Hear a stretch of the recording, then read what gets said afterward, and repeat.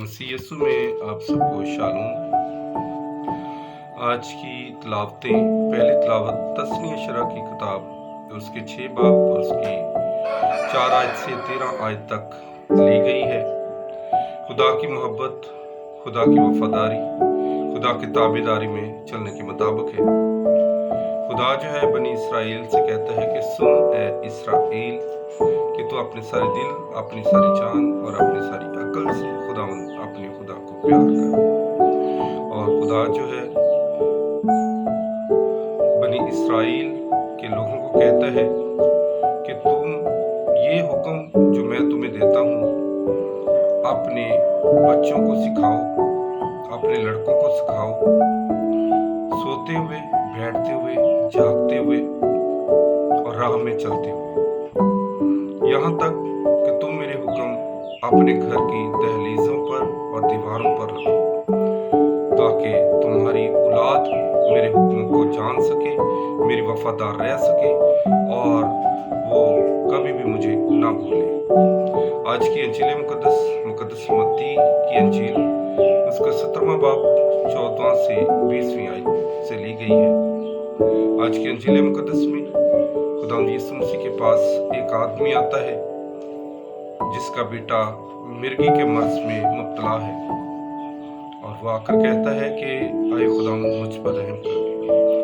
और खुदावंद यीशु मसीह उसकी इल्तिजा को सुनते हैं और खुदावंद यीशु मसीह उस पर रहम करते हैं।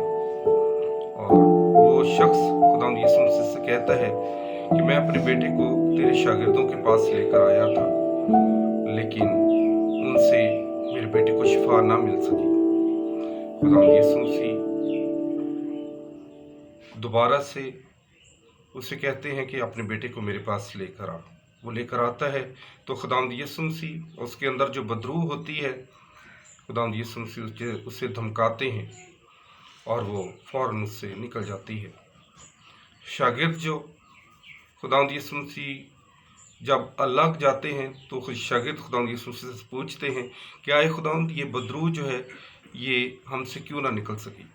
तो खुदावंद यीशु मसीह कहते हैं कि ऐ काम तकादो, अगर तुम में ईमान होता तो ये बदरूह उसके अंदर ना रहती, लेकिन अगर तुम्हारे अंदर राई के दाने जितना ईमान भी है तो अगर पहाड़ से कहोगे तो वो भी अपनी जगह को बदल देगा। आज की अंजील मुकद्दस हमें ईमान की तरफ लेकर जाती है। आज की अंजील मुकद्दस हमें दुआ और रोज़े की तरफ लेकर जाती है कि हमने किस तरह से अपने आप को रूहानी तौर पर मजबूत करना है।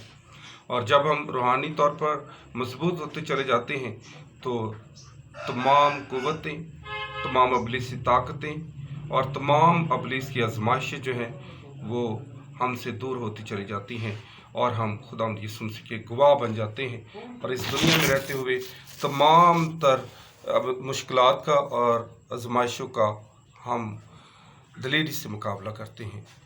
मसीह यीशु हमें ऐसा करने की तौफीक अता करे। आमीन।